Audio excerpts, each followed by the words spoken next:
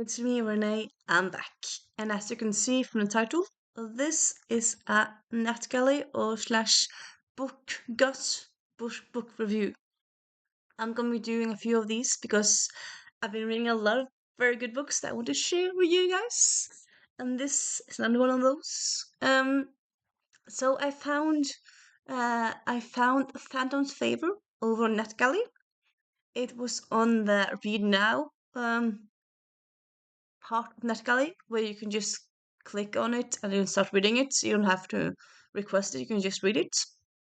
What made me click on Read Now on Phantom's Favor? Well, the cover looked very nice. The title was interesting. Phantom's Favor. What kind of favor is this? It is the iteration. It is also urban fantasy, which I love. And then I read about what it was all about, and it was this heist book set in New York City, and it just sounded so fun. So I just kind of quickly clicked read now, and then I read it over like a few days. Yes, I put it on like read now a few weeks ago, and I didn't read it before a few weeks later because, sorry, I love NetGalley, but I also procrastinate with my NetGalleys. I should stop doing that, but still, yeah. But yeah, Phantom's Favor by Marcus Fell and Jason Crumbine. Highly recommend you check it out. Very, very good.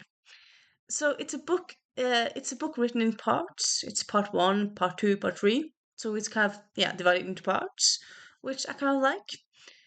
It did maybe a bit confused because part one is kind of very much one thing. Though the beginning of part two kind of is linked to part one, but it's after part one, part two is like part one is over here, part two is way over here. They're linked, but it's slightly linked. So that made me confused for a bit in the beginning. But then after a few chapters, I was just kind of understood how it all still was linked together, even though it wasn't obvious in the beginning. And yeah, I loved this book. As I said, it's a heist book. It's about two thieves who are gonna steal this magical book.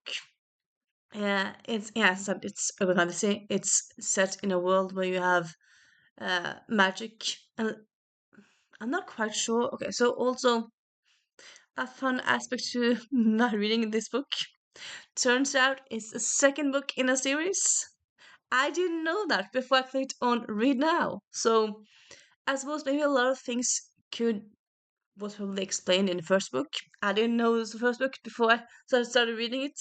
So yeah, but still, I would still say you could pick up this book right here.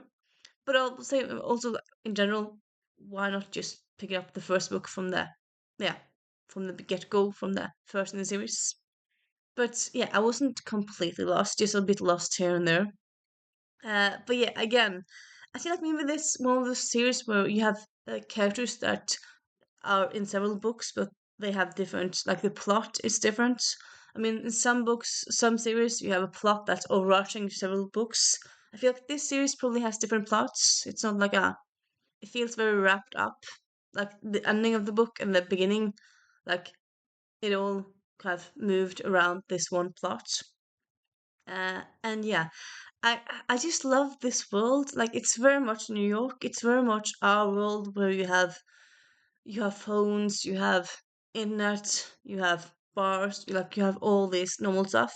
But you also have people who give people curses. You have people who magicians. You have potions. All these kind of very fantastical elements in this real life world. Also, like one aspect of this book is that there's this uh, uh, there's this in words there's this sickness that exists. And so, at least with me, you kind of all mean like, oh, so if it is a fantasy book, you can just, I mean, people, it's a perfect world because you can just heal yourself. You can go to a healer who can help you, and blah, blah, blah. But no, this is a world with fantasy elements, big fantasy elements. Oh, big fancy elements. What is big fancy elements? Okay, we don't know so far if there are dragons or like stuff like that, but like yeah, lots of fantasy elements in this world, in this book. But at the same time, you still have illness that you can't. You have an illness that you have to kind of look, seems to be very Parkinson similar-ish. You have to have medicine for that, and you can't fix that even with magic. Like things can't just be fixed like that with magic. You still have problems and stuff like that, which I quite liked.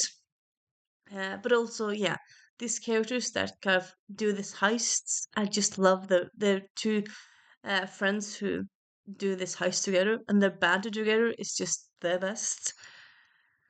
Honestly, this book for me, it was just so full of banter, so full of humor, so full of fast pacedness, so full of things you didn't expect happening. Uh, I would say it's a book that I would say pick it up if you're in a mood for like a urban fantasy. Where it has like it also has like mystery elements to it, at least in the beginning, so that's quite fun. It does have quite a lot of swearing. There's not really any spice in it. There's talks like there's some kissing here, but there's not like any nude scenes in that way. But there's quite a lot of swearing. So if you don't mind a lot of use of the F word and other stuff like other swearing words, this is definitely the book for you. It's yeah, so fun. I loved it so much.